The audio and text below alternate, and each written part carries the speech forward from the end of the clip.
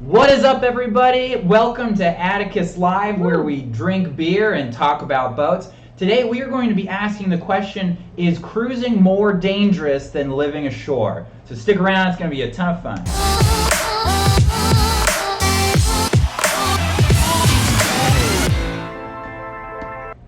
All right, what's up, guys? I'm Jordan. And I'm Desiree. And we have been working on boats for a long time, but we are relatively new to cruising. So as always, take everything that we have to say tonight with a grain of salt. Yep, and tonight we're super excited to be collaborating with a handful of sailing channels like Svzingaro, Sailing Uma, Venture Live, Sailing Yacht Ruby Rose, and MJ Sailing. So thanks, guys, for collaborating with us this week. It's been really fun.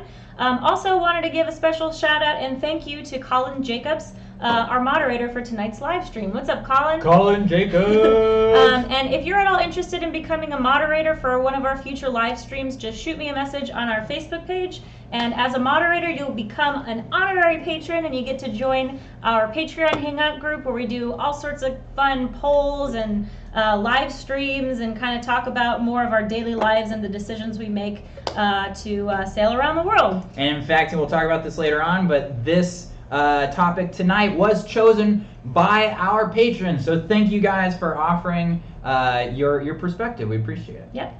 All right. So as we go through our topics tonight, feel free to ask questions and give us comments as we go through our kind of talking points. If for some reason we're not addressing your question, just ask it again and again and again. It's kind of hard to keep up with all the questions. That's why Colin's going to be here tonight to help us out a little bit. But we're not ignoring you. We just maybe overlooked your question, so keep on asking. And then a couple people, Tom McFarland, what's up, buddy? How's it going? Got Bobby Andel, Bake Sale, Captain Fish, hola amigo, and then Venture Lives in the house. What's up, guys? Gosh, and it's been so fun working with you guys lately. So hopefully we'll keep doing this fun stuff. Yeah, just gonna make. And Samantha Carey says, "Yeah, I love all those. I never watch TV. Rock on, Samantha. We love you." What's going on? Cool. I'm just adding Colin as our moderator. Gotcha. All right, so Jordan's going to kick things off with talking about kind of where we got this idea from and why we're going to hop into tonight's discussion. That's right. So one of our very good friends and patrons, Ann Aberdeen, sent us a message the other day, and that's what got us thinking about this. She says that I think it could be good to show and discuss how you keep safe on board, the risk management you do, but I always wonder how people are safe on shore. Isn't it scary to leave the boat? That is your home. I would find it hard to be out of sight of it, and nobody ever talks about that on their videos. Do you have things like a satellite spot or check in with family every day, etc.? I like to see the beauty of sailing and the free lifestyle, beautiful oceans and dolphins and scenery, etc., but I also like to see and hear about the real details, and you guys do a pretty good job of both. So thank you, Anne, for bringing this to our attention. So yeah, we are going to, and Desiree was going to talk about that poll that we did. Yep, so this is from our Patreon page, and we just asked our patrons what we should talk about. So this was on the top of the list. And our next collaborative live stream will probably be about storm gear and the scariest storm incident we've had while cruising. Yeah, and then real quick, what's up, everybody that's coming into the chat? Spin Dream saying that our gain is a little bit loud, it's distorting. Are you talking about the audio? If so, just let me know. Audio or is it the video? I would be curious. Okay. And what's up, Scuba Tony and Venture Lives? Yo, Tony, what's up, buddy? All right, so, I just got lost a little bit. All right, so Jordan was going to talk about how it's kind of become obvious to us that the safety idea is a big concern for people, but a lot of the times it's a concern for people who haven't been cruising yet. So we wanted to talk about kind of how to mitigate risk and talk about the realities of how big of a risk it is to be sailing. Yeah. Okay, thank you, Desiree. I'm very eloquent. So yeah, the main thing, we wanted to tackle two topics tonight. First of all, when we're talking about is it dangerous to cruise or is it more dangerous, we're specifically tonight going to be talking in regards to crime, so petty theft, piracy, and just generally like dealing with security and safety on the boat. So yeah, we're going to be talking about how to mitigate risk, but again, this is a question that we get asked a lot, mostly by people who haven't cruised yet, who this is something they're considering doing. And the reason that I say that is it seems like once you start cruising any amount of time, really, you start to get a good sense of how it's, the security and safety is something you need to think about, but it's the odds that anything bad is going to happen to you are incredibly low, and you could make an argument that the risk is no different on a boat than it is living ashore. So we do want to kind of try and get a realistic picture of how concerned one should be when preparing to cruise. And as a caveat, we're not saying anywhere in this live stream that crime, like awful crimes and incidents of piracy, can happen and don't happen. We're just saying that if you stay away from piracy areas and you follow all the steps to try to mitigate petty theft, you should steer pretty clear from crime while you're cruising, just like you do in your normal lives at home.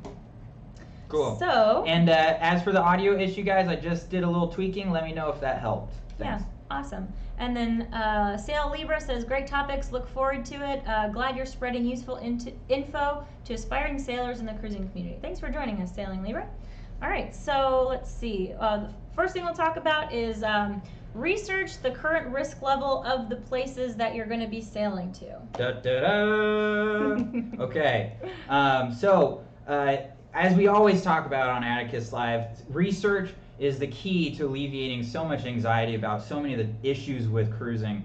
And security is the same as a lot of these other topics that we talk about. So, one really good resource for doing this kind of research is the website Noonsite.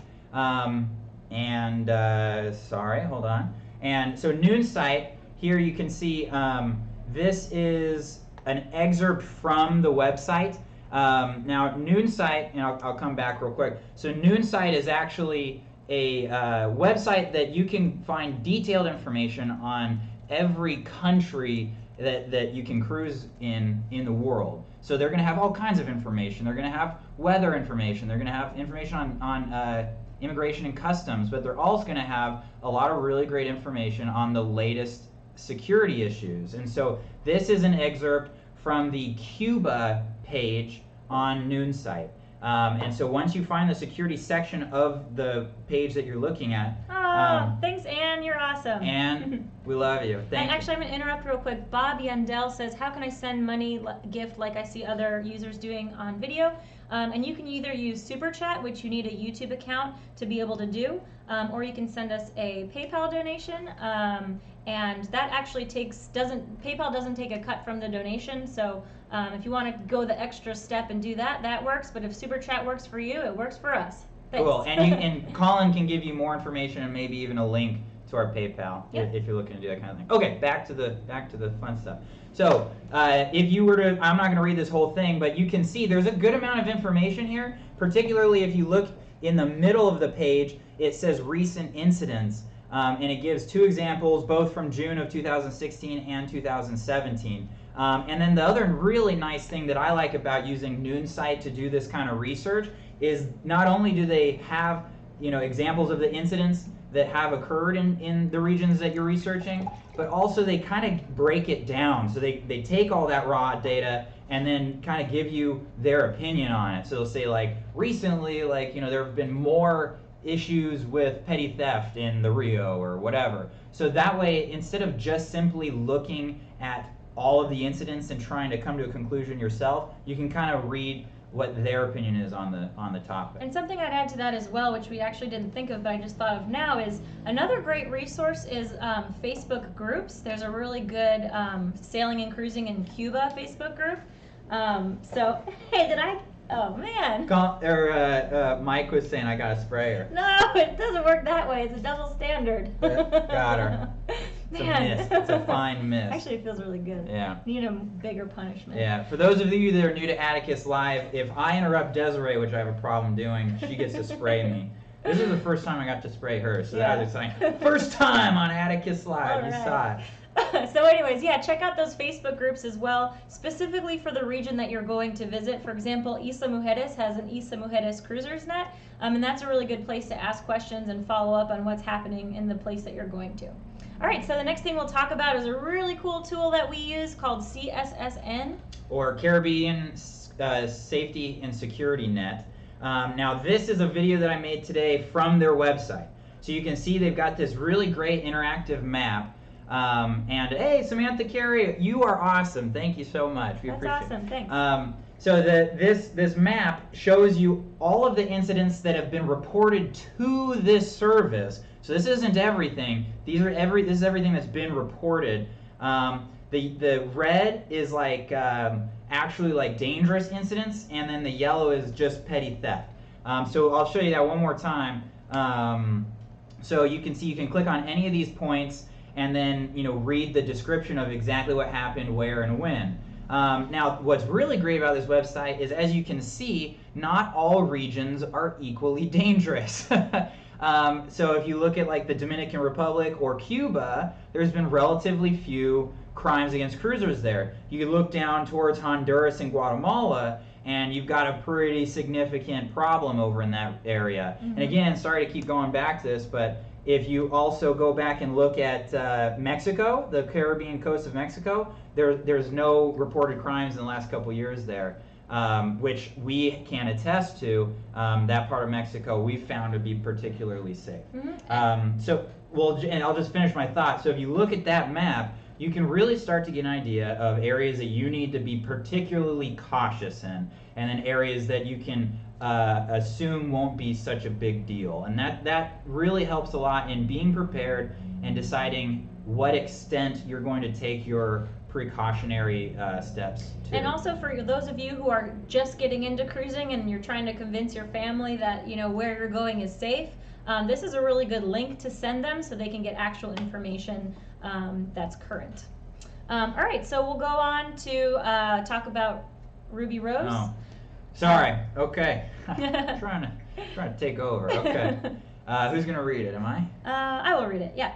Okay, so just to give you guys a heads up, so this is, and Samantha, thank you so much. We're so happy that you're enjoying the videos and that they're helping you. You're exactly what we're trying to, work for. We're trying to work for you to make your transition into doing this as easy as we can make it. So thank you. We really appreciate it. Yep, and we've been there before too. So yeah, we wish we had someone we could ask questions to. Yeah, no kidding. Okay, so a lot of the other channels that we collaborated with this week. Thanks, Bob Yandel! Awesome. Bob, you're the man. Thank you guys. Thank cheers. You. Yes. Cheers, everybody. Time for a drink break. Cheers, Bob. Cheers, Samantha. Okay. Tom McFarland says, "Give Ruby Rose guy on a rant. It's the best." Well, so just to give you guys an idea of what we're doing. We collaborated with several channels, as we said. Most of them sent in written responses, so we're going to start off with our first response by Ruby Rose. We do have one video from Sailing Uma that we'll get to later on, which will be really fun. But okay, so let's jump to it. So Ruby Rose says, the CSSN has an excellent interactive map with all reported piracy incidents in the Caribbean, and they are definitely concentrated in certain geographical areas. Needless to say, we'd be avoiding those areas at all costs. So, perfect example of what we were talking about. Mm-hmm. We also got a response from Svzingaro, Sailing Svzingaro. You want to read that, bud? Sure. Okay. So he says, it's really about situational awareness. How far off the beach are you anchored? Would it be easy to swim? Are there a lot of people around? Are there small boats everywhere? Are you in a notoriously bad area? I.e. check out noon site reports. Also talk to the locals if you're not sure. Speaking the language helps. If I leave the boat for an extended period of time, I'll pay someone to watch it, and I'll leave my drone and spear gun with another cruiser if I can. Nice. There you go. Our buddy James. Real quick, Dustin is asking, anyone have the link for the maps?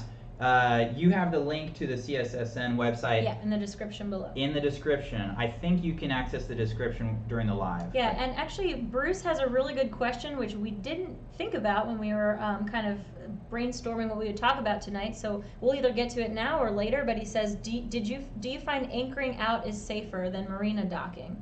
And I think the most answers that we've got from cruisers is that anchoring out seems a little bit safer. Well, I would also say it depends on the marina. Yeah. Like some marinas are like Fort Knox. Like you can't get in there no matter what. You know what I mean? Right. Like it's actually hard to like allow your friends and families to like get in. You know what I mean? So it really depends on the marina. Some marinas I think are really notorious for crime. Because if you think about it, right? Like some really big marinas, that don't have many liveaboards, that don't have much security, like you could easily just, a criminal, a person could walk around until they see like nobody around and something sitting on deck and they could grab it. So it's just that access to so many boats is what can make a marina a little bit more dangerous from a theft standpoint.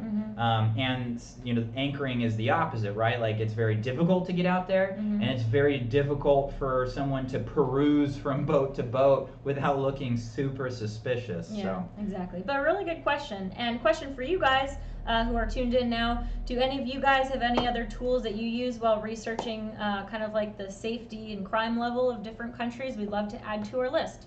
Yeah, cool. All right, and the last thing you're going to talk about is so that's funny that we're just going to talk about this subject. So I wanted to say that as Ruby Rose was saying, and as we were showing you with the CSSN website, different regions have totally different degrees of security issues.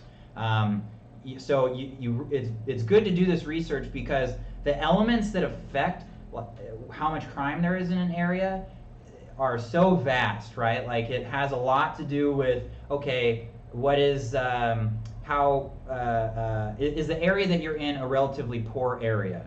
That's going to have something to do with it. But even more so, in my opinion, is the area that you're in have a large income disparity. So we've been places where people are living on an incredibly small amount of money, but they're quite happy because they don't see on a daily basis what they don't have. You know what I mean? Whereas if you're faced with that day in, day out, your mindset starts to change, and that's, in my opinion, when you start to see more and more crime. Not to mention like how strong is the rule of law in that area, and we're going to get into this a little bit more later, but like with crimes such as stealing an outboard, like you can't just steal an outboard, walk over to your local mechanic and say, here, buy this. Like if you're in an area where the police will actually ask the local mechanics if they've seen anything, if they'll check serial numbers on recently purchased outboards, then that kind of thing can't happen.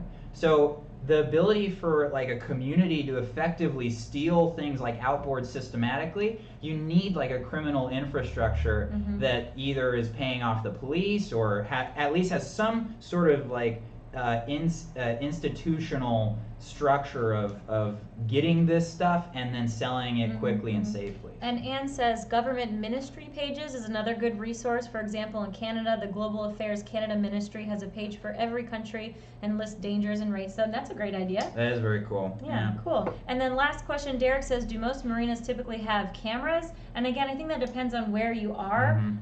In Isla Mujeres, there's I think like 4 marinas here, and as far as I know, maybe one of them has cameras. Yeah. It just depends a huge amount. We'll just put it that way. Some do. Some have tremendous safety measures and security measures, and some have almost none. Like I've heard stories of people talking about in Guatemala where they literally just like hire a dude with a gun to sit around because they have a big problem of people swimming up to boats, and then like, at night cutting the painters on the dinghies or whatever and then just swimming them back out. And so they just hire a guy to just, keep the peace, like a high noon cowboy kind of character. Wardell says, hey guys, what do you think about using wireless cameras on the shredder, on the spreaders, I think he's saying, with a LAN? You could definitely do that. The problem with anything like that, like, for instance, like I look up and I look at my my LED lights on the spreaders that we have, and those things have already started to corrode, and they've only been up there for like 2 years. You know what I mean? So you start talking about like complicated electrical equipment, and I can't imagine that would last all that long. Now, if you could find some sort of a camera that was insulated well and totally out of the climate and everything, then something to think about. Yeah, and affordable. Sure. Yeah, let us know about it. All right, so let's go into MJ Sailing. They say, while we were in the Rio Dulce, Guatemala, any traveling we did in town was during daylight hours. And the people out and about then were so friendly and courteous, and we had no fear about our safety. What is much more common for cruisers is theft. No matter how great an area is, there is always a chance of having something stolen. So that goes along to just being smart whenever you're out about in town. Don't flash like fancy jewelry, or if you have camera gear, don't flaunt it around, and be cognizant about the time of day that you're out. Yeah, absolutely. And even beyond, like, not going out at night is definitely, depending on what kind of lifestyle you like to lead, can be an extreme effort to stay out of harm's way. But one that we've seen over and over and over again is, like, if you're going to be getting really drunk and coming home late, you're going to either not want to do that in shady areas, or try to get home early as possible, because so many crimes of opportunity occur when people are inebriated and incapacitated from alcohol. So that's definitely something to be, in my opinion, quite concerned about.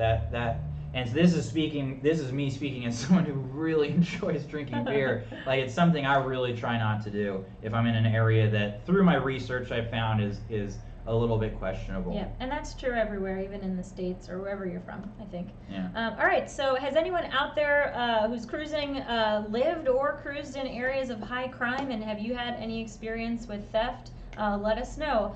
Samantha up above said something like, the only thing that had been stolen from her boat in 4 years was an umbrella. And we found that that's kind of more typical of our experience and a lot of the cruisers that we've collaborated with. Mostly probably because we do our research beforehand and try to avoid problem areas.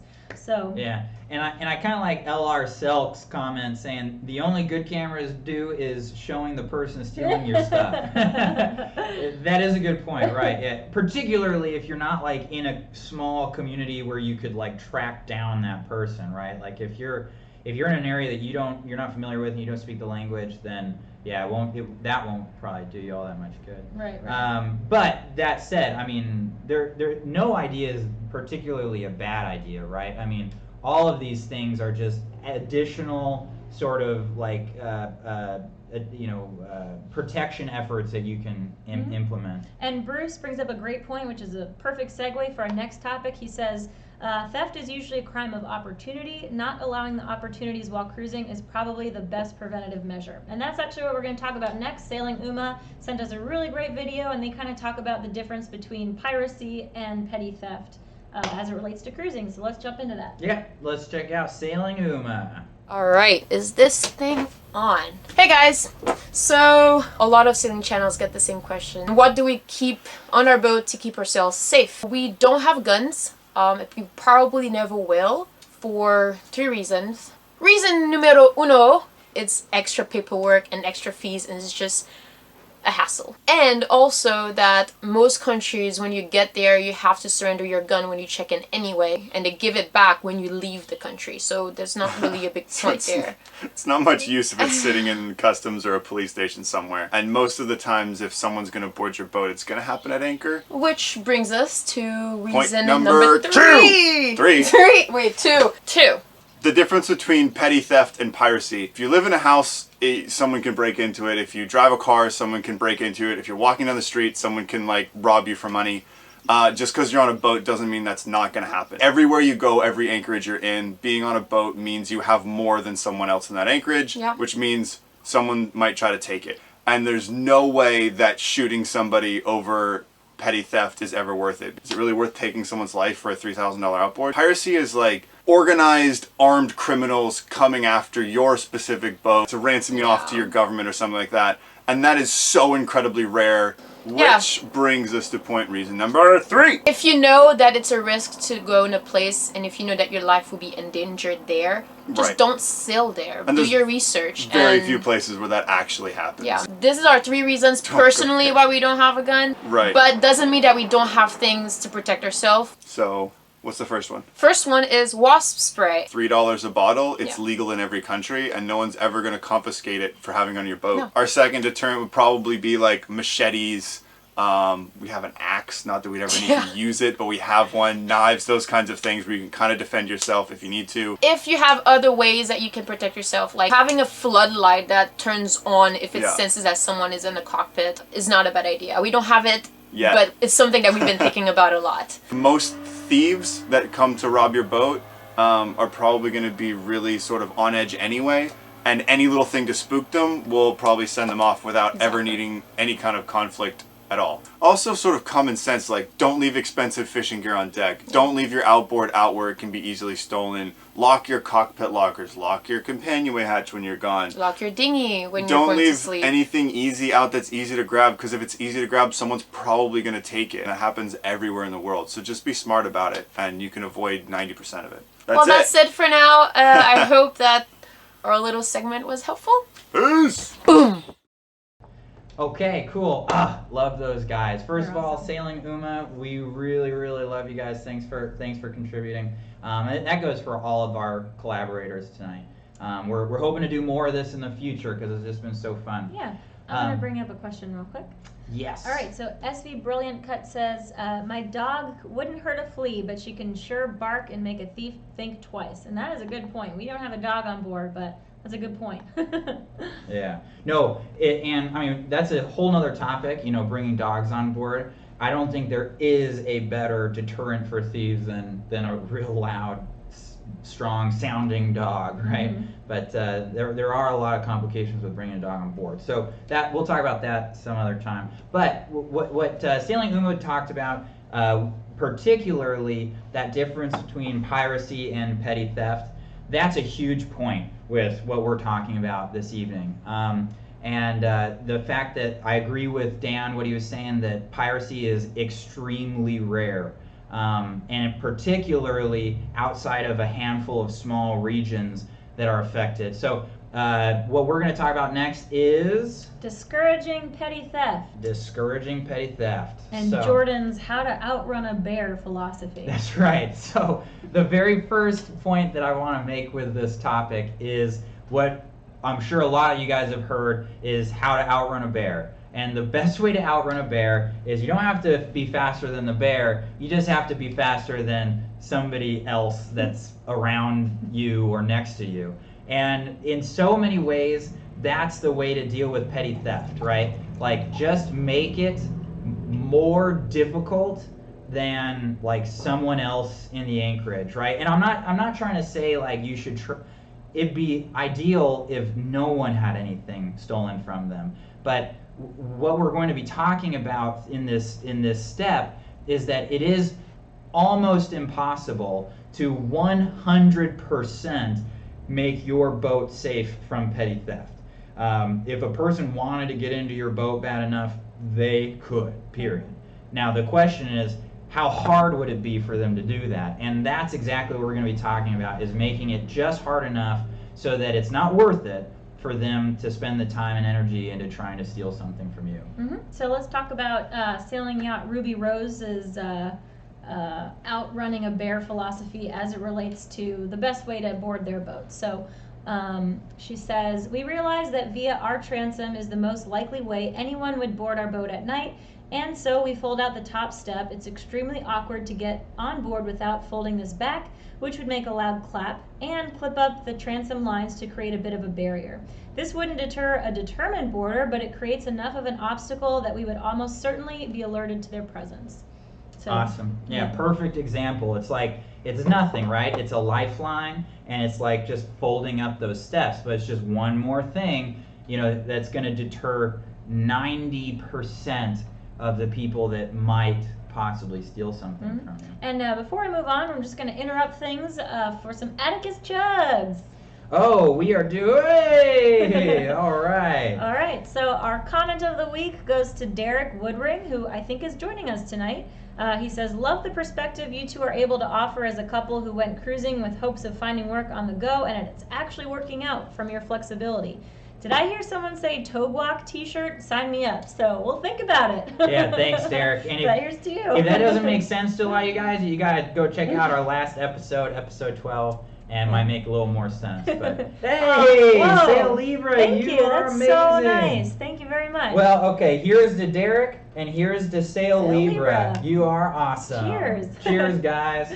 All right, and then we're going to go on real quick to our new patrons. Just give them a quick shout out and chug. Colin! Hey! Thanks, Colin. Here's You're a chug awesome. for Colin. Man, you guys are going to get us drunk. Mm-hmm. All right, yes. new patrons? Oh yeah. Oh yeah. All right, we've got Benedict Chin, Paul Cargill. Oh, I'm so bad at pronouncing names.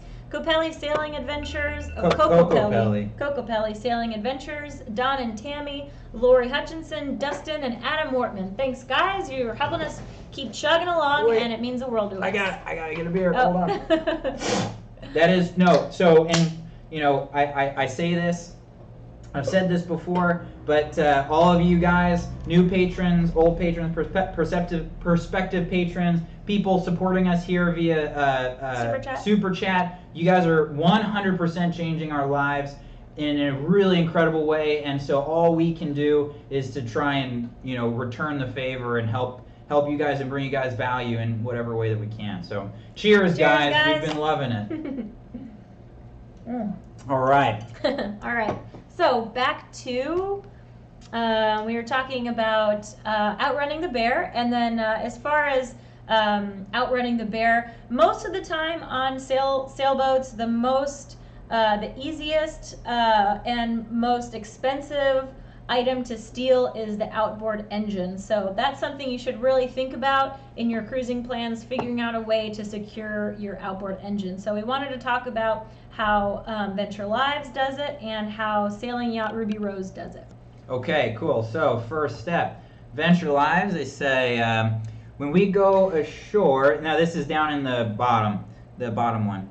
So when we go to shore, we have a spot trace GPS tracker hidden inside our dinghy. Anyone with the link and using the Spot app can see where our dinghy is located at using their phone. Just be sure to change the batteries when the device gives you the low battery notification. So really awesome suggestion. Yeah. We have not thought about that. In fact, we have not heard that technique before. Great idea. That way if somebody steals your dinghy, you can know right away where it is, and assuming that, you know, the law enforcement in that area is responsive in any way to complaints, they might actually help you get it back. Otherwise, you got to pull a Batman and just go fight some crime. Real quick, Tom McFarland says, "My red wine sucks. Send me a super chat." Yeah. It's awesome. And did you see Bruce Vining's asking what kind of red wine you're drinking? I basically just drink the cheapest red wine that they sell at Chedraui. So I'm drinking Concha y Toro Cab Sav. I think it's like $4 a bottle at Costco. Yeah, 80 pesos. Oh yeah. In the 6-pack box, you know. Yeah. Anyway, so Venture Lives, really great point. And dude, look at these guys. They've got such awesome style. Yeah. You know what I mean? They just they're just so cool.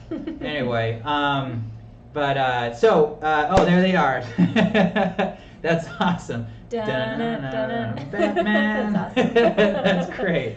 As a side note, Jordan's getting really into, what's that, Black Sails show? Black Sails. And man. He's been using his pirate voice like all the time. Yeah, they do. If any of you guys watch Black Sails, they always they have their mouth open all the time. And they look to the side. And then they do things, they say things, they look out the corners of their eyes and they do things like, "We have to go after them."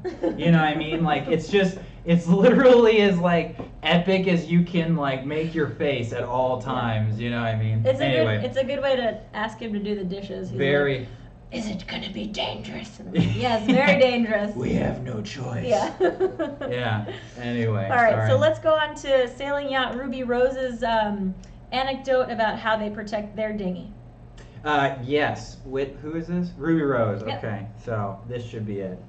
You want me to read it? No, I got it. Okay, so our dinghy is the most vulnerable item to theft. So we always lift it onto the foredeck at night and secure the outboard to the mount. It's a hassle, but we'd rather that than wake up to find our dinghy and outboard are gone. When at the dinghy dock, we have a cable that's meant to be impossible to cut through except with extremely strong bolt cutters, which we use to secure the dinghy and outboard to the dock.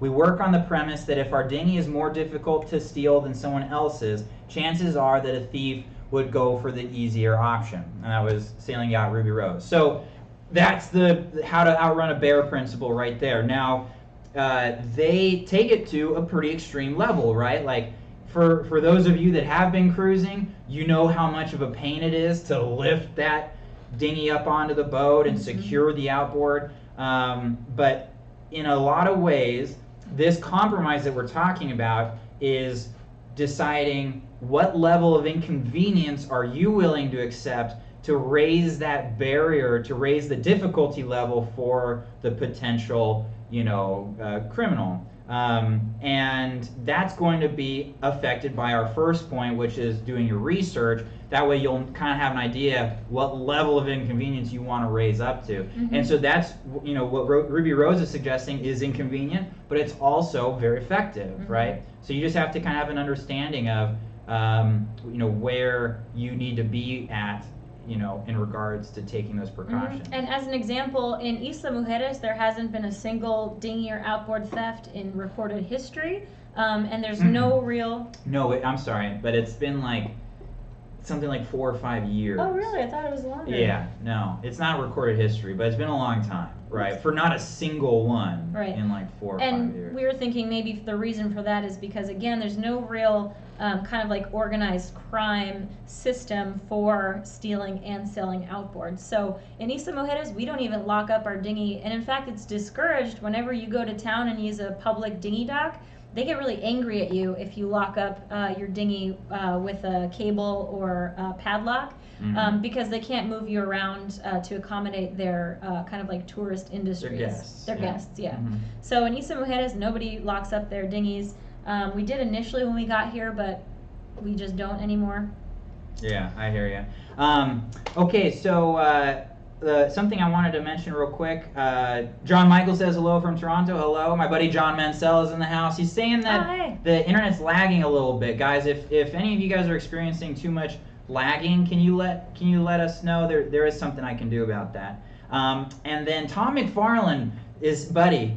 He's saying that he's not a Black Sails fan. He tried the first 3 episodes. I hear you, Tom. I'm with you. The first 3 episodes aren't that good. They really takes some time to get going, but boy, when it does, if anything, man, just the historical sailing is really accurate, all those naval battles and stuff. So I would really recommend, not just to Tom McFarlane, my good bud, but to all of you guys, push through those first couple episodes, man. You'll be really rewarded for it. Yep, and we've got to thank one of our YouTube subscribers, Patrick Hogan, for getting Jordan onto Black Sails. Yeah. He visited Patrick, us. here's to you, buddy. Here's to you, Patrick. He brought us a little thumb drive with some smutty TV shows for us to watch. Yeah.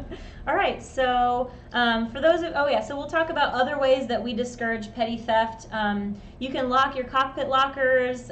You can get a motion sensor like Sailing Uma talked about. We're installing a hard dodger right now, and we're going to implement a motion sensor. That being said, Sailing Yacht Ruby Rose, they had a motion sensor on their boat, but they ended up disabling it because it kept on going off all the time, and it just wasn't worth it for them. Yeah, so you got to design it just right so that it's not going off constantly, and that's the tough part. Yep, yeah. You could also get an alarm. We're kind of working on that on our boat. And then you can find hiding places on your boat to hide your valuables. We're not really good at that, and our safety strategy needs to kind of be amped up a little bit, but I think it's because where we've been sailing so far, there hasn't been a lot of crime, so we've been really kind of laissez-faire about it. But once we do our research and head to more dangerous regions, we'll try to amp up our security system techniques. Okay. All right, so you were going to say bottom line. Yes, do you want to ask the question? Oh, yeah. Okay, so for those of you who are tuned in right now, do you have any examples of ways to make it more difficult for thieves to take your things while you're cruising? Let us know. We'd be curious. We're still learning. Yeah, totally. Oh, gosh. Yeah, big time. So I kind of mentioned this earlier, but bottom line, the concept being, if somebody wants to break into your boat, break into your locker, steal some of your stuff, they can do it.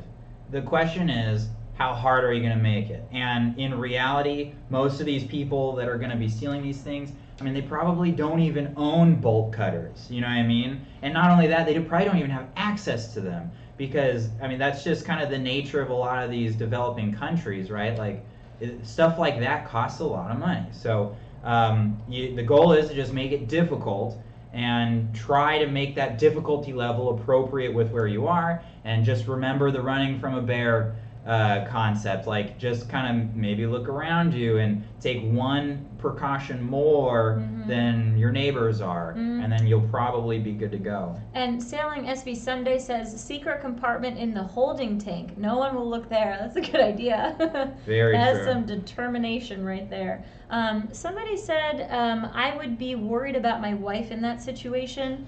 He's talking about answer Mike Bale. Oh, while in Florida or Mexico, have you ever had someone board your boat at night while sleeping? Oh. No, actually, okay. One time in Key West, we had 2 drunken fools board our boat at night. They were like rich people, though. Oh my gosh. They came from the marina next door, and they were on like a really... And we were in the middle of recoring our deck, so we had opened up Atticus's deck, and there's only like a thin layer of fiberglass, so these like...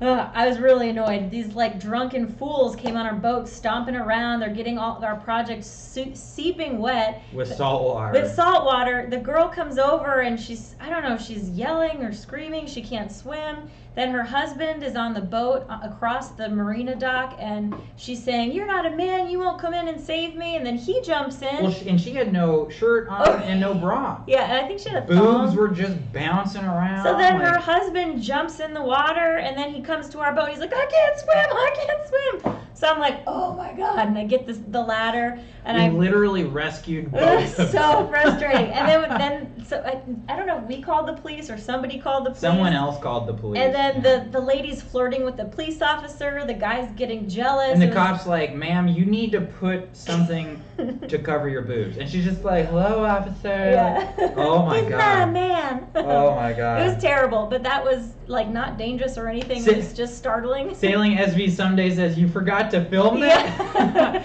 Yeah, that's a good point. We sure did. Yeah, and that's something we have to get. we have to get better at when like something goes weird or wrong. It's not really our first reaction to get the camera yet, but we're trying to train ourselves. Trying to get better at it. Yeah, exactly. Yeah. It's like, "Desiree, you go save these drowning drunk people. I'm gonna I'll get film." the camera. Yeah, get the boobs. Get the boobs. Get a thumbnail pic, quick. Yeah, exactly. Thanks, Tony. Hey, awesome. Scuba Tony. Cheers, guys. Cheers. Here's a cheers to Scuba Tony, guys. Thank you. All right, so were we going on to? Anyway, but no, just a real quick kind of talk about that. Who was it that was making, talking about the wife. Yeah, but he was, SR Cell was saying, like, worried about my wife in that situation. Absolutely, that is something to be concerned about. The point that we're trying to make here this evening mostly is that although that is a concern, and then although it would be possible for some really terrible thing to happen, it's not like you're at more risk than when you live ashore, and particularly like if you lived in a city ashore or something like that.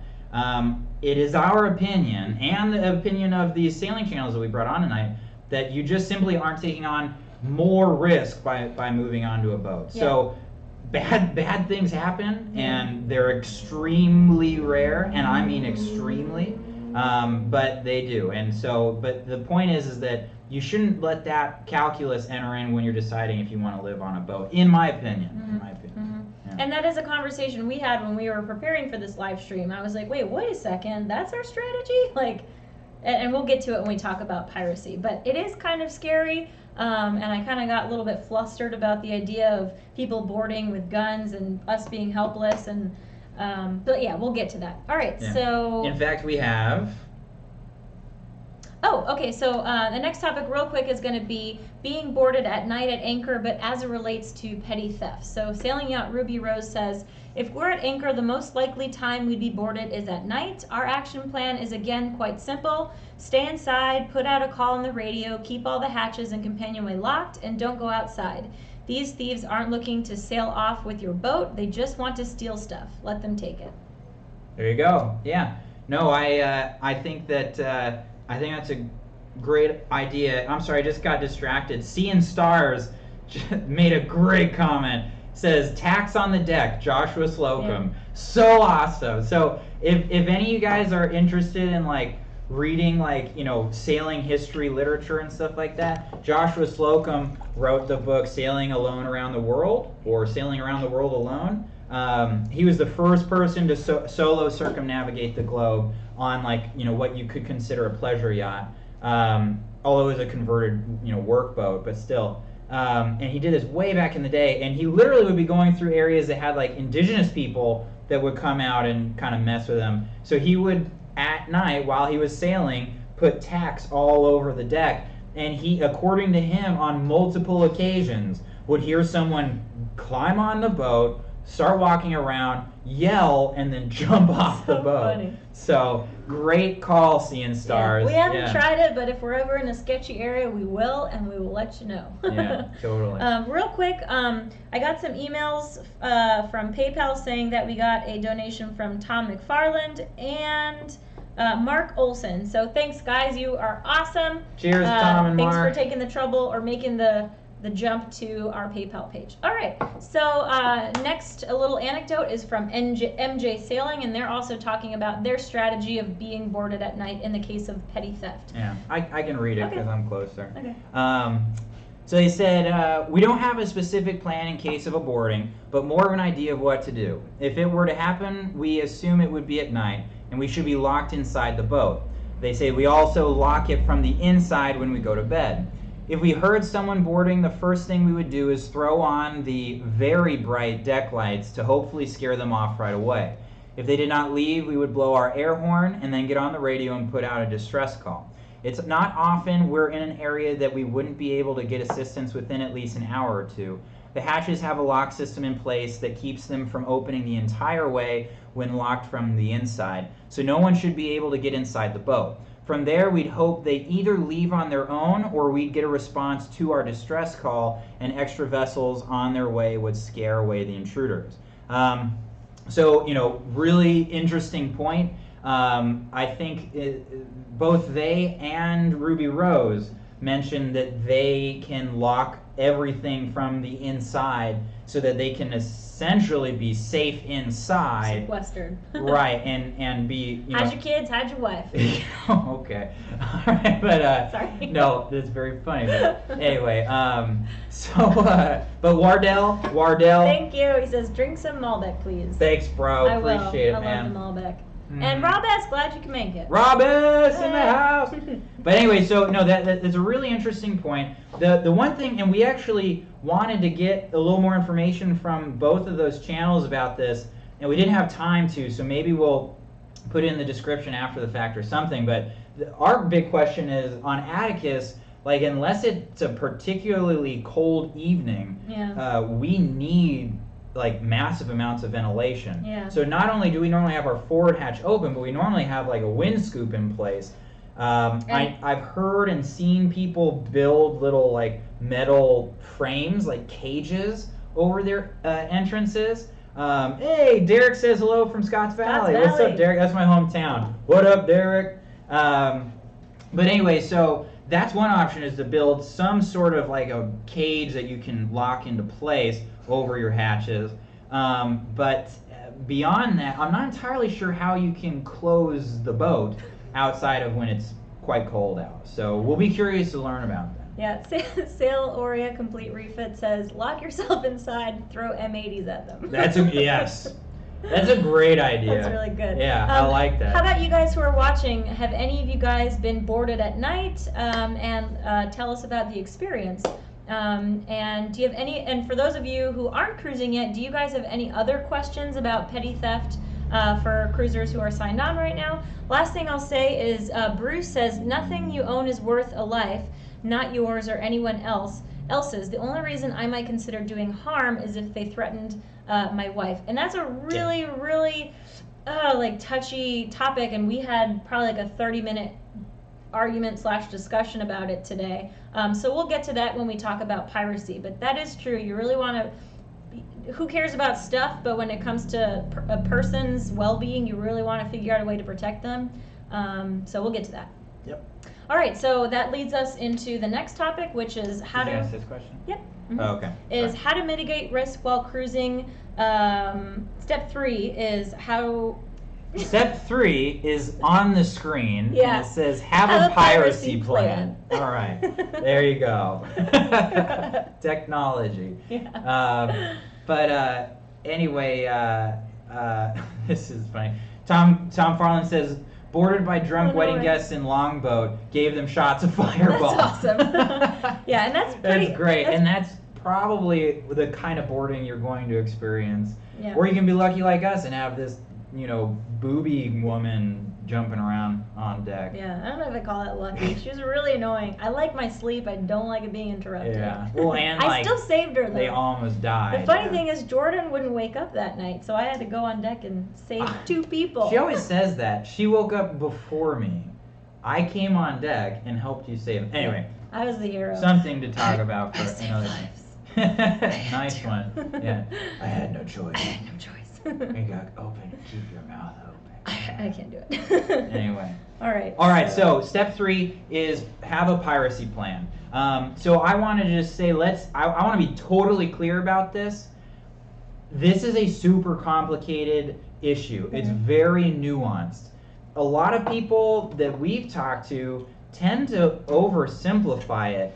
They say like, oh well, I've got to, and we really don't want to necessarily get into the gun debate because it is a sensitive one. But like I've heard a lot of people say, whether it be a gun or some other weapon, axe, sword, you know what I mean, like crossbow, whatever, like. A lot of people I've heard say, "Oh well, if pirates come up, I'm gonna fight. I'm not letting them get on board." But in our experience, we in our small amount of time cruising have already had multiple situations where you've got some small fishing vessel off the coast of some developing country, and they are beelining it straight for you, like they're on a collision course.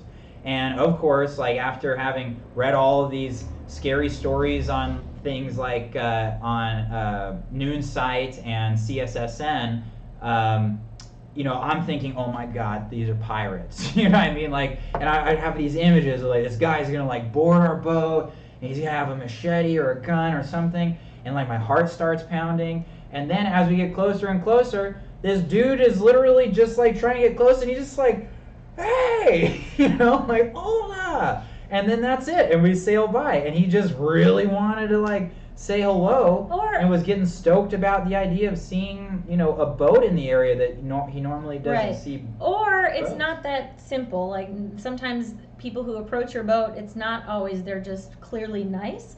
Sometimes, like in Cuba, we had a couple of boats approach, little pangas approach Atticus, and they were acting like really weird. And I was speaking Spanish to them, but they weren't really like saying anything, and we were both kind of like, oh no, it's happening, like we're gonna be boarded and who knows what's gonna happen. But we found out later that it's actually illegal to sell lobsters to cruisers on your own and like make a private source of income. So that's what was happening, we thought. But it wasn't clear, like I was getting, as the girl, I was getting this alarm bell, like, why are these people coming up to our boat? What's going on? Why aren't they saying anything? Why aren't they being weird? So it's complicated. It's complicated. Yeah, exactly. Actually, Jeff Dentel says, we had someone board our boat in Bequia at night. Bequia at night and reach in through an open hatch to steal several things. We never woke up with 6 crew on board. Wow. What kind of things did they steal? And like, were you guys aware that it was a place that crime was prevalent, theft was prevalent? We'd be curious to hear more of your story. That'd be really interesting. Yeah. And sorry to hear about that. That sucks. Oh yeah, absolutely. But yeah, so that is the first thing that we wanted to say. So like this topic is have a plan, right? And there's no guarantee that if it were to happen that you'd be able to effectively stop it, one. And two, again, this is extremely rare. Like it happens, but if you run the numbers on like how many times it happens every year versus like how many people are passing through that area on pleasure craft, I mean, it's incredibly rare. But it does happen from time to time, so it's better to have a plan than not. But regardless of what your plan is, I think, in my opinion, it's best to recognize the complexity of the situation. And so you're not going to just be able to recognize pirates off in the distance. It's not like watching black sails where they would actually fly the pirate flag because they wanted you to know, right? Like, it's the opposite of that. It's a lot more nuanced. Yeah. So. Did you want to show the photo of the Somali Coast Guard? Yes. So, and this is an example of that. So this photo is. It's actually really misleading of me because this photo is actually the Somali Coast Guard. And so these are, individuals paid by the, pseudo-Somali government. I mean, it exists, but they just don't really have control over the country. And so they're paid by the government to, thwart piracy. But I think the idea that I was trying to get at was this is what you could expect it to look like, right? Like, so, but what I mean to say by this, though, is that that's what I thought it would look like in my head before we started cruising. I'm just like, oh, you'll see him, you'll see him from a mile off, and they'll be holding their AKs like way high in the air, like, and you'll just be able to begin to like execute your piracy plan and have several minutes. But the fact is that if it were ever to happen, they probably would appear to not be pirates up until the very last moment, right? And with the amount of people that we've had encounter our boat from other boats who weren't pirates, if you want to have a open, accepting sort of policy to the local people of wherever you are, you're going to find it very difficult to switch in time from that sort of friendly, like accepting and trusting mindset to one of trying to protect yourself. So again, very complicated. Okay, so where are we going from there, bud? Okay, so we're talking about, so for example, talking about how it's a nuanced decision to make your piracy plan. Our boat neighbors have a policy. It's a man and a woman, a sailing couple, and his policy is when he's sailing in foreign countries, anyone's allowed to come up to the boat. They're friendly, they're accommodating because we are guests in their country. But the moment they touch our friend's boat, that's when Captain John draws a line, and he'll politely say, "Please don't touch the boat." And as long as they don't come up and touch the boat uninvited, then everything's fine. The moment they cross that line is the moment he kind of starts to get in his macho stance, as he should. I think that's their security plan. And then I just wanted to say that's a cool plan. But I did want to say, whenever we have people come visit us on Atticus, we have tons of dinghies just approach us out of nowhere, and that's how you hold on to a boat. You turn off you put your dinghy outboard in neutral, and then you hold on to the boat. So it's kind of difficult to be like, okay, the moment they touch your boat, that's when you get aggressive. Right. So well, and so what we didn't really write this down, but like the point that we wanted to make with that is sort of like with how to deal with petty theft. You have to decide what degree of inconvenience you're willing to accept. With this, it's like, what degree of, I guess you could say, paranoia? like, paranoia, or what degree of like distrust do you want to take on when dealing with the people whose country you're visiting, right? Now, I do think that what our friend's policy is, I don't think it's necessarily over the top. I just think that it's on one side of that spectrum. On another side of that spectrum, you've got people that essentially are just recognize that it's a really low risk and say, if it happens, it happens, but I'm not going to change the way I treat people just because there's this extremely small chance that something bad could happen. Can I interrupt you? And while we were doing this live stream, we decided, okay, I'm the one who speaks Spanish, so for the next, 6 months of our cruising, I'm going to be the one who's going to be communicating with these people. So our kind of plan was, I'm just going to be in charge of being nice and being accommodating and talking to whoever approaches our boat. And then Jordan's going to be in charge of just like assessing the situation. And we don't have an axe on board yet, but we would like to in our cockpit.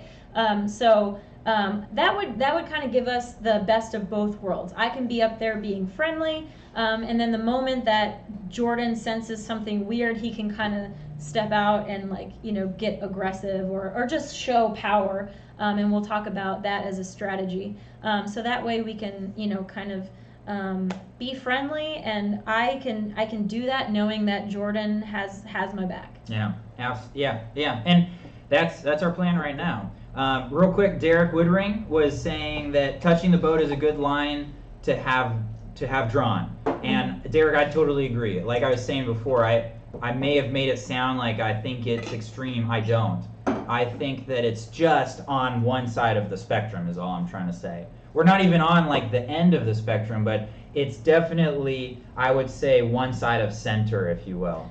I would say though, socially, if like a fishing boat comes up to you and like holds on to like not be moving, I don't want to be like, don't touch my boat, Well, that's what I mean to say. Right. So it's on one side of center. Right. You know what I mean? So you could make an argument that you are like taking a reduction in hospitality or whatever, right? So, but again, what I wanted to say, Derek, is I think that it is a perfectly effective way of dealing with it. It's just up to your preferences. Mm-hmm. And I've seen a couple of questions about people asking if we talk about our sailing channel when we go to different countries. Someone says, are you ever concerned that folks can see what's in your boat from the videos? I guess... Well, our videos are like, several months after the fact generally, so that helps, things change. And also, we don't really talk about it too much, mostly because... What? Sorry, Captain Fish says Bowie knife, cowboy hat, short jean shorts. Nice, that's awesome. That's awesome. That is like the best piracy plan I've ever heard. That's awesome. And maybe like a vest, like a leather vest, but no shirt. Yeah. Yeah. So Marco 250 says, I keep a machete behind the head door on hook with towel covering it. Just looks like a hanging towel until you're on my boat. That's a good point. We have a machete, but it's really rusty, so we got to kind of clean it up a little bit. And again, our safety strategy is not really like amped up right now because we're in Isla Mujeres, which is like very safe right now, and Cuba is also ostensibly very safe. So we will amp up our security as we keep going. So let's talk about the idea of outrunning the bear as it relates to what kind of tools or weapons you have on board. So we don't have an axe, but Sailing Uma has an axe, and Captain John, our friend who has the rule about if you touch our boat, that's it. He's got an axe on board, and he uses that as a tool to just kind of show people who might be approaching the boat in a nefarious way, like, okay, if you board us, this is an obstacle, we're not going to make it easy for you.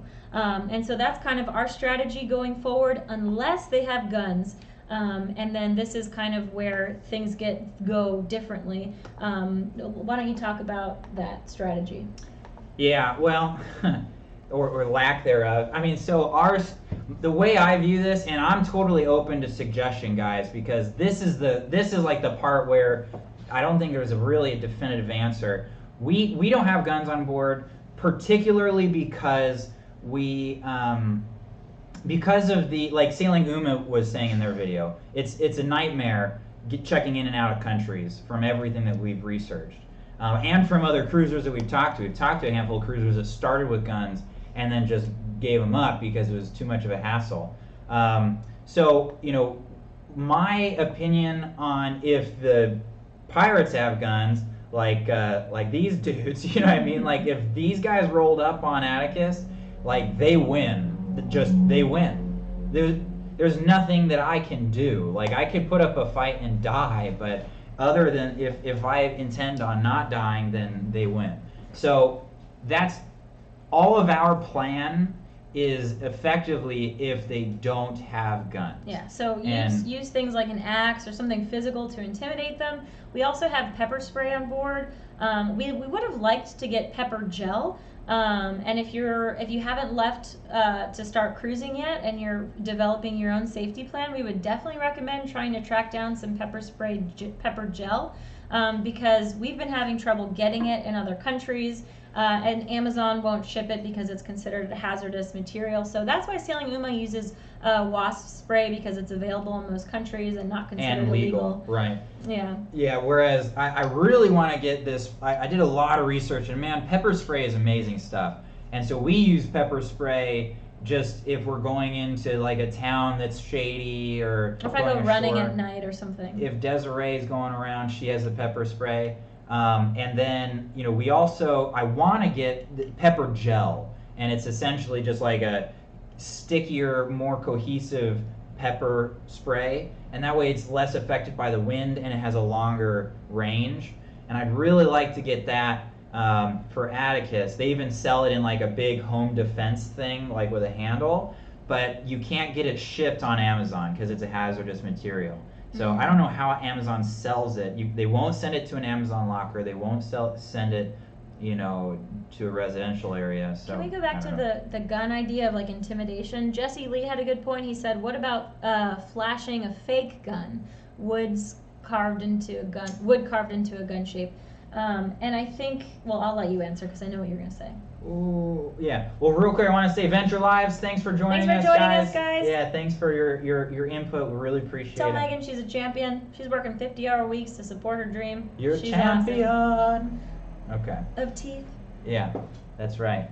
So anyway, yes. So as for a fake gun, oh man, I mean, you know, would I ever actually shoot somebody? I don't know. So maybe a fake gun would actually work just as well. I don't know. I think we would use a fake gun if and only if what they're approaching our boat with as far as weapons is less than a gun. If they approach our boat with guns, I wouldn't go get the fake gun because I think that might just escalate the situation. And that's our opinion. Yeah, and in fact, so Sailing Rainbow put it perfectly. Don't show anything that looks like a gun. You might be met with a real one. Yeah, I mean, that's the risk of that occurring is just too high. Yeah. Yeah. But we were. Derek says the same thing. Yeah, I agree with that. Yeah. Okay. All right. So, any other weapons or tools that you guys who are cruising out there use to look intimidating? Have you ever had to use an axe or a sword, etc.? Besides these guns. Yeah. Am I right? For safety. And I will say, like, this gun idea is really, it's difficult for me to accept because, you know, if our philosophy, if they have guns, we do nothing, that essentially means if we get boarded by pirates and they have guns, like, they can kill and or rape both of us. And I don't like that idea, obviously. But Jordan was saying, well, what's the alternative? You want me to try to protect you and then die, and then you will have been raped and I'm dead? So this is a really touchy subject, and Mom, I'm sure you're just like squeaming right now if you're watching this. But, and that's the thing is like, that's sort of like saying like, well, what's your plan if you get in a car accident and become a paraplegic? It's like, well, I mean, I don't have one. That's just going to suck a lot. Right. So it's worst case scenario. And again, Jordan had to reassure me when we had this conversation. He was like, that's our plan, but like hopefully we won't get into that position because we're going to be avoiding piracy areas. So if... Well, and Ken actually makes an interesting point. I'm sorry to interrupt you, bud, but he says best thing to do is hide the girl on board and appear like a single-hand sailor. Not a bad idea. Mm-hmm. That's actually really not a bad idea. Or I could dress up like a dude. What's up? Yeah, just get your like frump on. Yeah. Yo, what's up, guys? So I grew up watching America's Most Wanted, thank you Mom, every Friday. So I grew up super paranoid about like safety and security. And whenever I've been left on the boat alone and Jordan goes away, I've got knives hidden in like every single corner. I've got our like blow torch ready. I've got bear spray, and I have booby traps set up everywhere. And so, like, darn, I forgot what I was going to say. Like hiding weapons and stuff? No. Anyway, well, besides the fact that the real concern here is that Desiree's going to stab me one of these days. Yeah. That's what I'm actually afraid of. Yeah, but anyway. Okay, do you want to... Nope, let's go on to Sailing Yacht Ruby Rose's anecdote about their strategy should somebody board them at night as far as pirates. You want to read it? Sure. They say, our plan is to ideally have one of us run down below, put a call out on the radio, and hide our valuables such as our electronics in our special hidey hole. Our passports and boat papers already live in there, along with a couple of credit cards, but our laptops and iPads, etc. are used too frequently for it to be practical to always keep them in our secret spot. Getting to it is quite the ordeal. So that would be the plan if we had time. If we didn't, well, it's just stuff. Once they actually board us, there's nothing that anyone can do except let them take what they want, and then they'll hopefully leave. And I agree with that, because if you see a bunch of people looking like this rolling up, like, you're probably just gonna say, all right, please. I remember what I was going to stuff. say. I was going to say I grew up being like brainwashed and scared about the idea of like crazy people coming into your life and causing you harm and causing the people you love harm.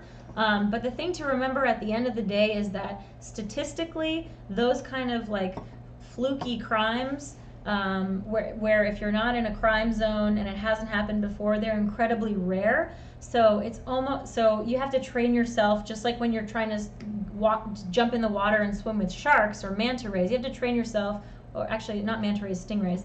You have to train yourself to understand that it's very rare to have a death from shark attack or stingrays. Or any incident whatsoever. Yeah, exactly. So that's what I was going to say.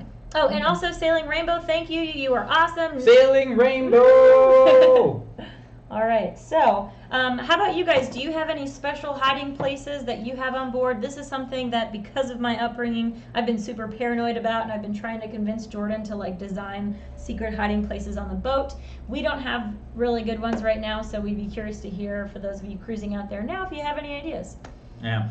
And Dave makes a really good point. What's up, Dave? Dave! He says the problem with using anything to intimidate somebody is it is useless if they call your bluff, if you're not going to actually use it at some point. Yeah. Really good point. Yeah, really good point. And see, these are all things that, like, you know, again, from our perspective, like, we've got the pepper spray. Like, we're considering like getting an axe, just because like the axe. Like, when you look at an axe, right, like, you can't help but think, like, okay. That's going to like, cause some damage. One of us is getting totally screwed up. Like, we may effectively steal the stuff, but, like, one guy is going down, you know? So, in a way, you know, that's one way of looking at it, like, something big and, like, just obviously going to do damage. And then Guy Marble says, always have the old credit cards, old passports, and a little cash so you can hand that over. So Yeah. that's a good idea. Good call. And then Sailing Bangarang. What's up, Bangarang? Hey! Bangarang! Bangarang, Rufio. Rufio. Oh. Okay. So they were saying that you can make a 12-gauge shotgun shell work in a flare gun. Wow. I have seen that, and I think that's very cool. Something that we may consider looking into. Yeah, what about you guys, Sailing Bangarang? What do you have on your boat to kind of protect you guys? Yeah. Okay, so let's move on. Let's do Sailing Svzingaro. Yeah, so we've got the second thing from Svzingaro. It's going to give us a little bit of insight into how he deals with this stuff. So James says, we've got a crowbar and 6 Solas flares. If someone did board us on the sea, I'd probably just give them whatever they wanted and hope for the best. But then I've avoided areas with reports of piracy. And like that's the part that I want to stress, is that piracy only occurs in some areas. And in fact, I'll even bring this up, like piracy in the Caribbean. Do you see there off the coast of the Mosquito Coast, which is the border between Honduras and Nicaragua? See all those red marks out in the ocean? That's kind of out near Providencia and all that. That's one of the areas where piracy has been a problem, as well as near the Bay Islands, so just north of Honduras. So, I mean, that's the sort of thing that if you kind of understand that, you can adjust your course to get out of those more dangerous areas.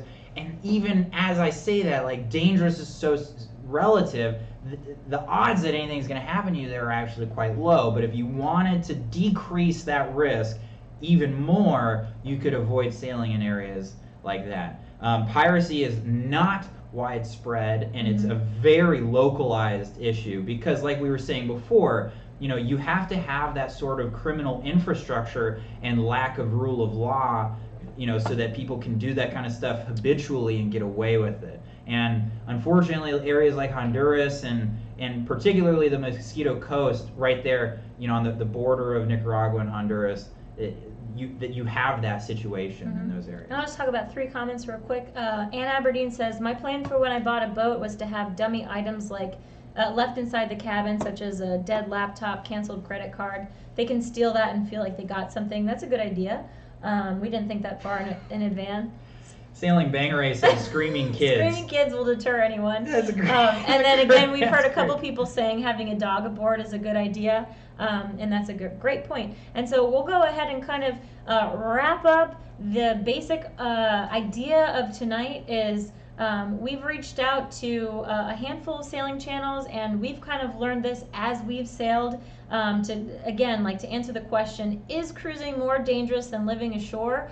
And we think that as long as you discourage petty theft and as long as you stay away from areas of piracy, you're as safe, and some people even think more safe living on your sailboat than you are living in a city ashore. So we asked all these channels tonight if they had any major crimes or theft happen to them, and they all said no, not yet. Yeah, in fact, the only thing that anyone had to report was, let's just bring up Svzingaro right now. Yeah. So Svzingaro is the only incident, let me bring this back, the only incident that any of the channels that we collaborate with tonight is this one here, Svzingaro. And I just think it's so telling. It says, to tell you the truth, in 15 months of cruising, the only thing weird that has happened is a bunch of kids swam to the boat and used up all my fresh water, spraying each other with the shower outside. I was anchored way too close to the dock. Nothing was missing, just kids messing around. I mean, that's a perfect example, right? Like, that's the reality of what you'll probably experience. And now, I guess we should also, you want to read Venture Lives? Yeah, Venture Lives says, we don't think it's any less safe living on a boat, especially if it's anchored. It takes a thief much more energy and time to access the boat when it's on the water.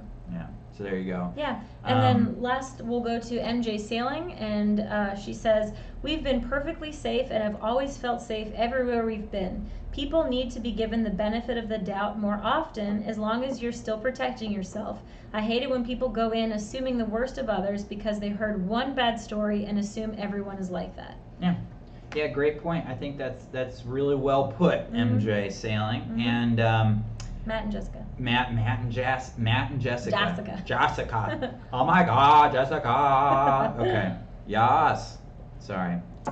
She listens to Two Dope Queens, and I'm Yes. Yas.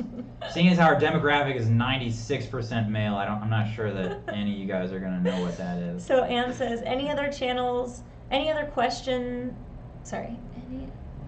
And my other question was, do you have ways for friends and family to track you for safety, a spot or something? And yeah, we have a Delorme. Can you read that real quick? Starting a fake beard and mustache fund for Desiree's dude costume. So, Sailing SV Sunday, thank you very much. They just said that their donation is starting a fake beard and mustache fund for Desiree's dude costume. And I do have a good. weird confession, which I don't think I've ever told you. You're a man? Yes. This is awkward. Do you still love me? Yeah. Yes. All right, that was it. Okay, so cool. Thanks for coming, guys. And, No, so I have done this before because my mom brought me No! Because my mother is so protective and paranoid about like crime and like crazy people out there, and I have had 2 stalkers in my life. This one period of my life where I did have a stalker at the time, my boyfriend at the time was out of town for a week, and I knew that this person knew where I lived, so whenever I left the house, I would actually dress up as a dude. And that was my low point. Wow. Yeah, I don't think you ever did tell me I never told you that. And I would try to like swagger too a little Yeah, bit. yeah. Would you like say things like, how about them giants, Yeah, huh? just love chicks. And, Oh, God. yeah. Yeah. Anyway. Want to objectify all the women out there. Okay. No. All right. That's enough of that. Okay. So anyway, the boatyard pirates are the worst. That's very true. Joost Van Dyke fan. Very good call. And actually, in the boatyard, the only thing that ever got stolen from us was a bottle of wine. That's true, and we had like our tools out and everything. And our GoPro we left out a couple of times. Yeah, no, it's... See, the human race, man, they can be dicks, but they're generally good people. Yeah. Yeah, anyway, so yeah, guys. You want to do that? Yeah, so we're... Oh, wait, no, I didn't even answer Anne's question, which is, as far as staying in touch with friends and family, we do have a Delorme. I don't know if I'm saying that right. Is it Delorme or Yeah, Delorme. Okay. Well, that's how I say it. Yeah. I don't Anyways, know. it's Is it Delorme or is it Delorme? Is it a silent E? I don't know. Anyways, so when we're sailing, our friends and family can track us every 10 minutes, I think is the plan that we pay for. And then while we're in Mexico for this last year, we actually bought a Telcel, which is like a Mexican phone company, phones and data cards. So we actually keep in touch with our family just as easily as we did in the States. As we keep sailing, that's going to be harder, but we always plan to check in with our family. And we send email updates. When we were in Cuba, we'd say, okay, this is our plan. We're going to sail from here to here on these days.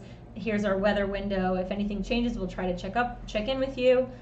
Give us 3 days before you start freaking out, kind of thing. Yeah, very true. So here you go, Ann. And seeing stars, man, you're just making some great comments this evening. It says, cat call any approaching pirates. That's great. Especially in Honduras, they're always like, no, they remember they do the, which I've never heard that before. Oh, yeah. But in Honduras, it's like they all do that. Like Desiree will be walking down the street, and I just hear this. I'm like, oh, what's that guy doing? And she's like, oh, that's like the cat call sound here. So that's what I'll do. If pirates ever come, I'll just go. Yeah, I think that's gonna work. Yeah. I'm sure that'll work. Okay. All right, so if you guys have any last minute questions, please let us know. Otherwise, if you've enjoyed tonight's live stream and you don't want to miss another one in the future, you can text Atticus to 43506. And we wanted to thank TextSignal.com for providing us this awesome service. If you're looking for a way to increase your engagement on your live streams, check them out. They're awesome. Also, if you've enjoyed tonight's live stream and you haven't given us a thumbs up yet, that would be amazing. We really appreciate it. Yeah, but I do want to really stress this, guys. I really want to stress it, just because, like tonight with the time change, it's still 6 o'clock in the Yucatan because they don't do daylight savings time. But I know it's 7 o'clock for a lot of you guys on the East Coast, and it changed for a lot of you guys. So for situations just like this, if you do this whole dealio that we got going on, you'll know exactly when the live streams are going at all times. We even try and send out texts ahead of time if anything's changing, and you don't get anything weird or shady. You know what I mean? Like, this is literally just us and nothing else. Yeah, so we're just going to tell you about live streams, nothing else. Yeah, exactly. Somebody says check out self-defense classes. That's a great idea. I would like to, actually. I really would. Yeah, that would be cool. Yeah, okay. And then also special thanks to our patrons again tonight for helping us continue doing our weekly videos.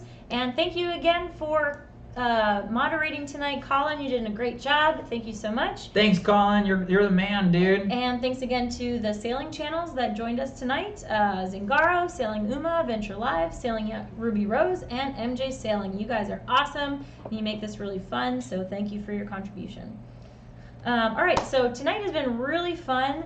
If you personally feel like you've benefited a lot from kind of the topics we're going through, we would really love it if you consider sponsoring us or supporting us via either Super Chat, which a lot of you guys have done tonight, and our PayPal donate page, as well as a lot of you guys have done tonight. And then consider joining our Patreon page as well. It takes us about a day and a half to prepare this level of quality for the live streams that we've been doing recently. So if you want to see this level of interaction continue, we really appreciate all your contributions and donations, and it means the world to us. So thank you very much. And I just want to say, we hate even mentioning that, guys. We love doing this. We have so much fun. All we want to do is make sure that if you guys really enjoy this and you guys really dig what we're doing, consider supporting it, because we're doing it for you guys, and we want this to be a direct exchange where we're giving you guys value and you're allowing us to continue to do it.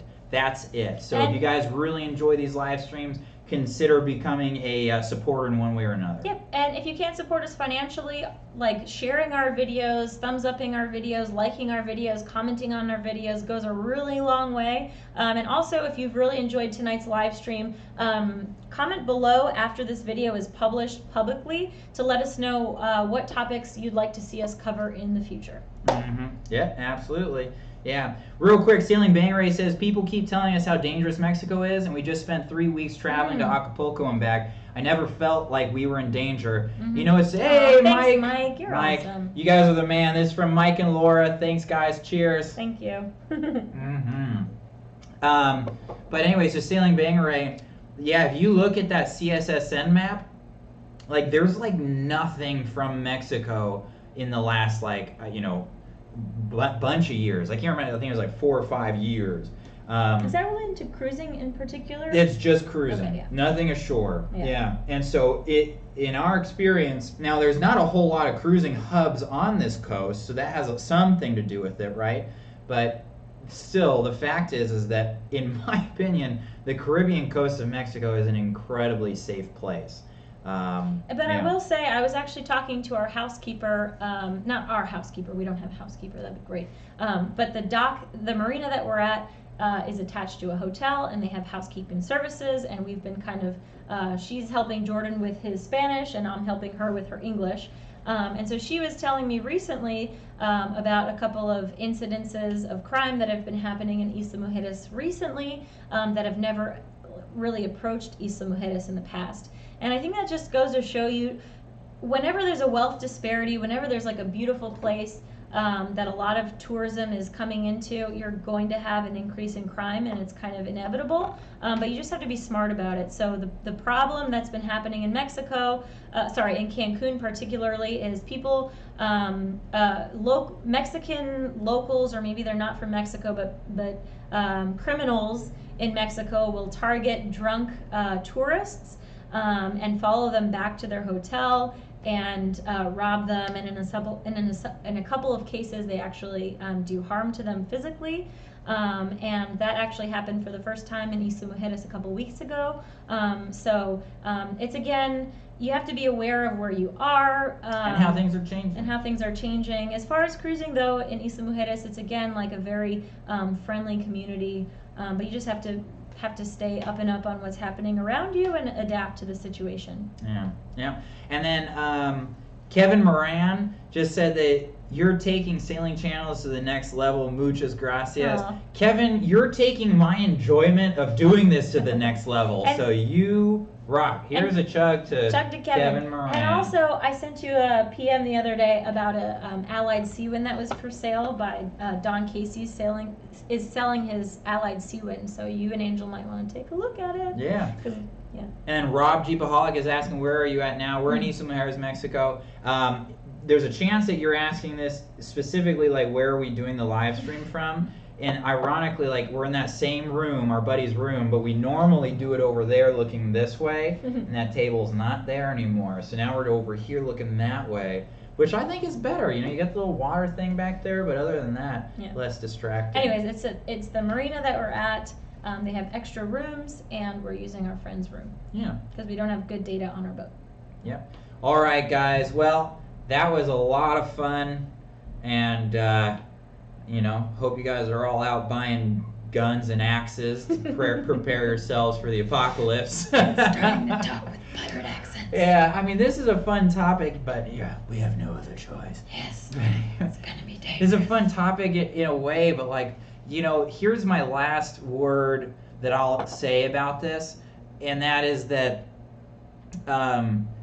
if you start doing the research that we talked about in, like, number one, research the current risk level, if you start doing that research, like, actually plan on doing it for a certain amount of time and then stopping, because you'll get all messed up, dude.